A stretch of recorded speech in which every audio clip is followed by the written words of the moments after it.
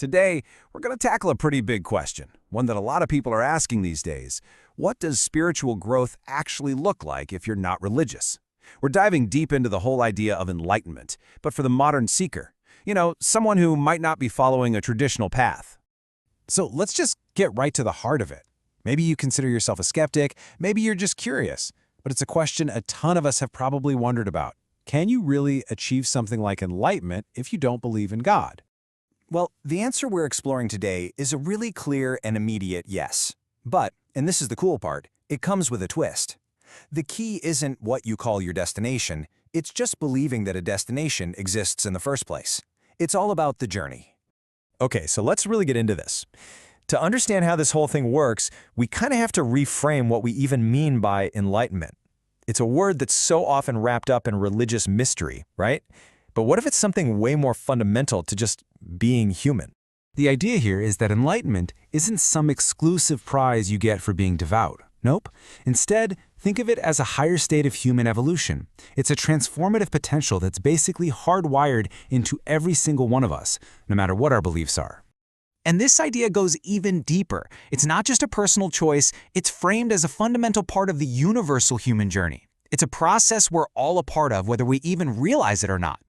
Okay, so check this out. The thinking is that all existence, from rocks to plants to us, is constantly moving forward. But as humans, we have this really unique ability. We can consciously choose to speed that process up for ourselves. So practices like meditation, they're basically a fast track, a way to hit the accelerator on our own evolution. And for centuries, different belief systems have just been the frameworks, the roadmaps for that journey. And this is the bottom line, the crucial point. You don't need to believe in a specific God. But you do need to believe in something, a destination, a higher potential, whatever you want to call it. That belief is absolutely essential. Because really, without it, why would you even bother starting the journey? To really get why that motivation is so critical, there's this brilliant and super simple analogy that just makes the whole idea of belief as fuel click into place. Just imagine this for a second. You're in New York, and I come up to you, and I tell you about this amazing place 3,000 miles away called California.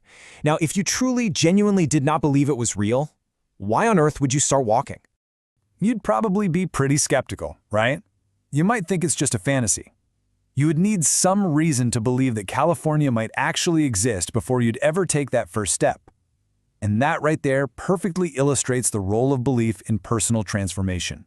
It's the thing that gets you to pack your bags and start moving. And that's really the key takeaway. Your belief isn't the destination itself. It's the fuel. It's the engine that's going to power you through all the challenges and keep you putting one foot in front of the other when the path gets tough.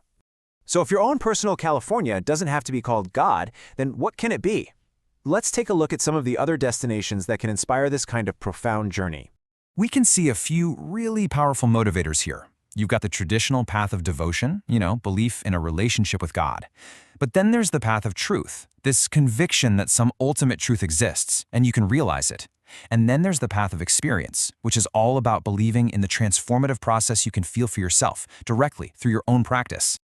And what's so fascinating is, even inside traditional religious texts, the focus isn't always on a deity. Take this famous quote. It puts truth front and center as the thing that sets you free. It's about knowing the truth, and that knowledge is what brings liberation. We see this in major world traditions too.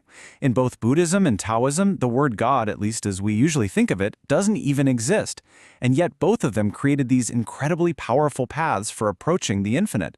It just goes to show you the specific name or the belief structure, it's not as important as that unwavering devotion to the journey itself. So, where does all this leave us? Well, it brings all the power and all the responsibility for this entire journey right back where it started, with you. The core message here is pretty simple. Find your California. What is it that inspires you the most? Is it connecting with a higher power, chasing after some ultimate truth, or is it that feeling of peace you get when you meditate? Whatever it is, that's your fuel. Use that inspiration to practice every single day.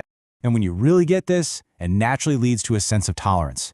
If everyone's California can have a different name, then it makes sense to respect that each person has their own unique passion for their own journey. In the end, we're all just trying to find our way home.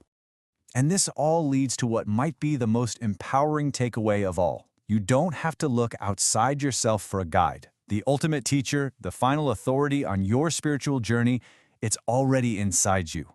The guru is in you. So we'll leave you with this to think about. What is the destination, the belief, the ideal, the experience that inspires you enough to start your journey? What's the California that's calling to you?